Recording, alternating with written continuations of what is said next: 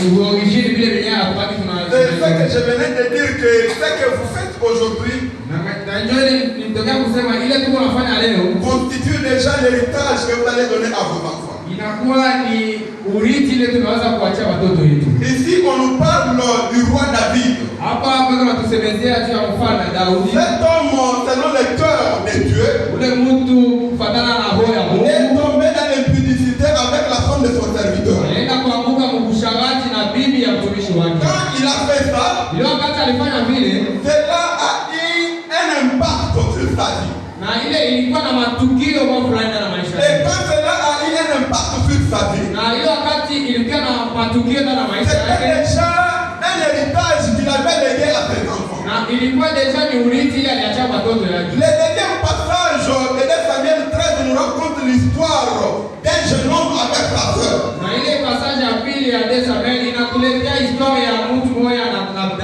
Amnon qui était le fils de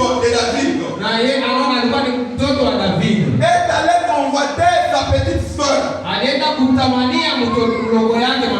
il a couché avec elle.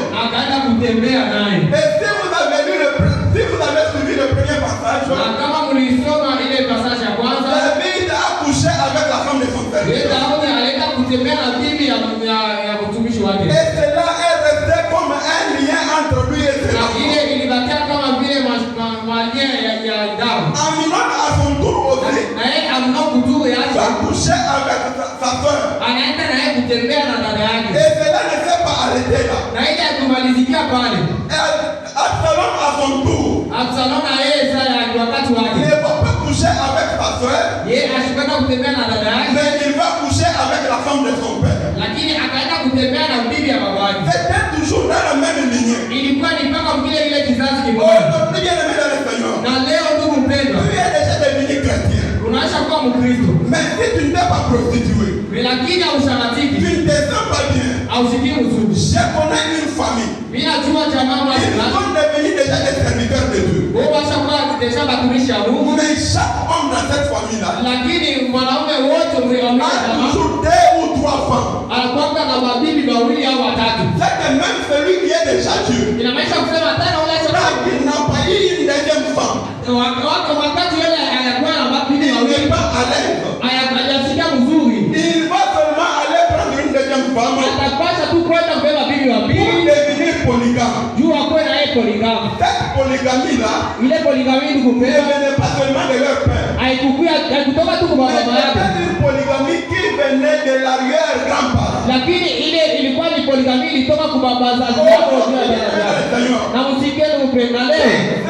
Si tu avais reçu ce mauvais héritage,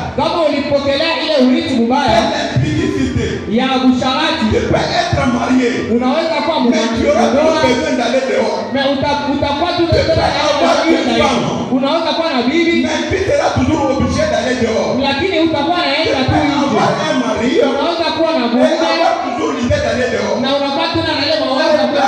un mauvais héritage. Tu avais reçu de tes ancêtres. Et tu n'as pas besoin de cela. On va continuer avec toi. On va continuer avec tes enfants. Et de génération en génération. Un lien. Jusqu'au jour où il sera brisé. Si le lien n'est pas brisé, il va toujours commencer à te réclamer. Il va toujours commencer à t'appeler. Aujourd'hui, tu peux être chrétien, mais tu es toujours ivrogne. Et cette ivrognerie, tes ancêtres, c'est quelque chose que vous avez déjà normalisé dans votre famille. Aujourd'hui, tu es tribaliste. Parce que le tribalisme, c'est quelque chose qui vient de votre famille. C'est-à-dire, ton arrière-grand-parent avait dit que nous et les têtes, on ne s'entend jamais. Aujourd'hui, les chrétiens, ils gardent toujours cette mentalité. Ce n'était pas une simple parole, mais c'était une onde de ténèbres qui a été dégagée.